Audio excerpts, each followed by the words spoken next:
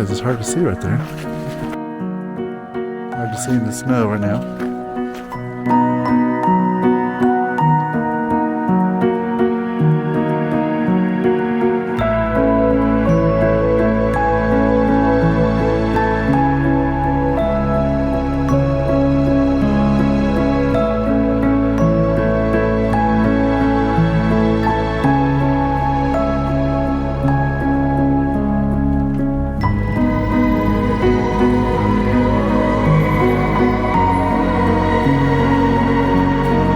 Hello travelers, and welcome to Family Abroad.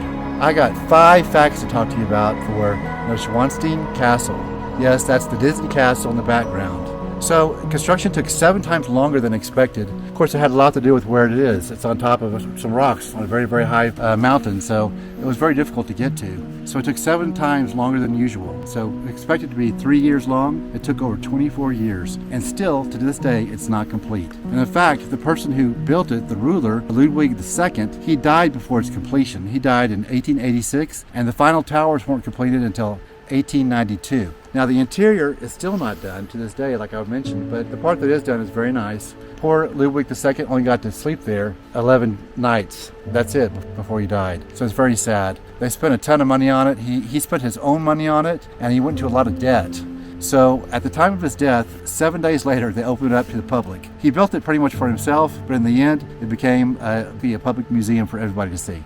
Okay, so here is fun fact number 2. This castle has been featured in one of my favorite movies of all time when I was a kid, Chitty Chitty Bang Bang. And my kids love that movie too. And if you haven't seen it, please go watch that. But it has a flying car in there, and the flying car, they fly over the castle, which is the evil Baron Bombburst lair, his compound that he's at.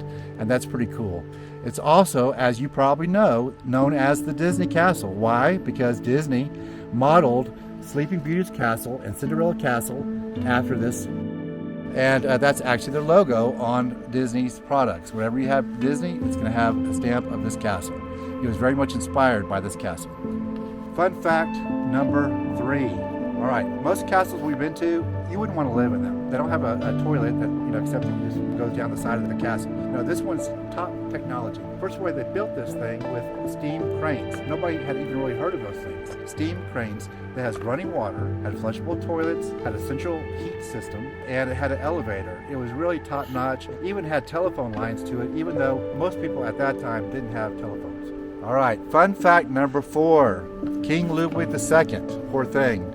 He was actually stripped of his power. He was arrested here before it was finished, and he was actually taken to another castle, Berg Castle. Unfortunately, all the debt that he went into, people thought that it was very extravagant. And this wasn't the only castle and palace he did. He actually has 4. One of them's pretty close here, and they're very opulent, and those were finished, at least the one close by here. But the reason why he was arrested, they thought he was maybe insane or he was mentally unstable because of all the money he was spending just to build this fairy tale castle. Fun fact number 5. The castle was used as a storehouse for Nazi loot. That's true. It was storing stolen works of art. They were hoping to open their own museum, Hitler did, and so they stored the art here because they knew that it was less likely to be bombed compared to Berlin. So they kept all the art here. And if you've ever seen the movie, the 2014 movie of Monuments Men, and I highly recommend it, the stars in there are fantastic, the acting is great, and it's very accurate. I recommend you watch it, but this is one of the castles, one of the places they stored their stolen loot.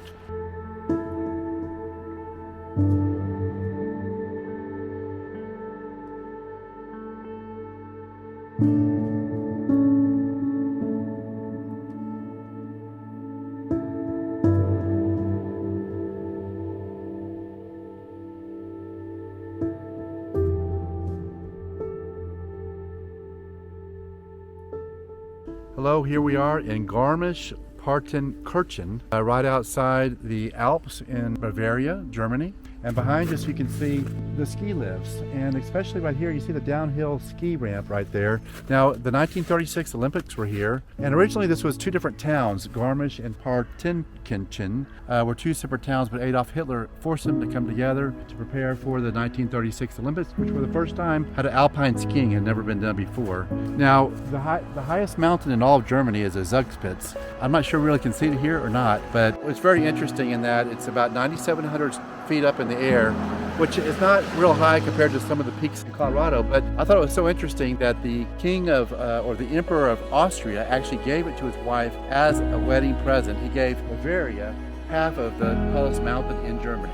Austria still has the other half, so I thought that was very interesting. Now, this area was doing really good. It was part of a major trade route between Rome, Venice, and the rest of Europe. And so a lot of goods passed through here. They did very well until the discovery of America, and then everything pretty much moved to shipping. And this area went really downhill. And in the late 1500s, there was disease, plague, all sorts of bad things economically happening. Well, you know what they did? They started having witch hunts. At late 1500s, they killed about 63 people, which is about 10% of the population, by either burning at the stake or by strangulation. So I guess that's one bad thing about this area. But now it's a huge ski area. People love to come here, and it's really beautiful.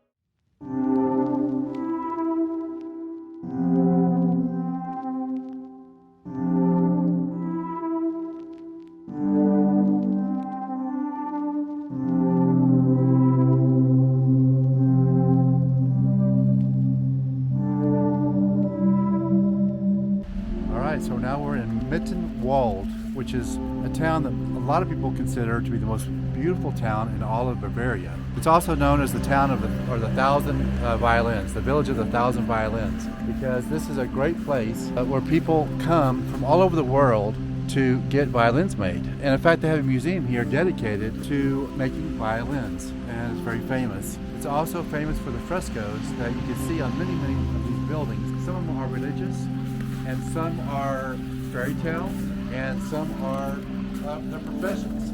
This is a great little town to come to. It's right on the border with Austria, and I would highly recommend this town. It's just really amazing town set right here in the Alps. They also have a huge cable car that goes way up in the mountains. It's not open right now because of COVID and renovations, but you can go up there in the summer times. They have lots of hiking trails and all sorts of things to do. Of course, they have right now it's going to be a lot of activities for winter, and it's a great little place to take the family.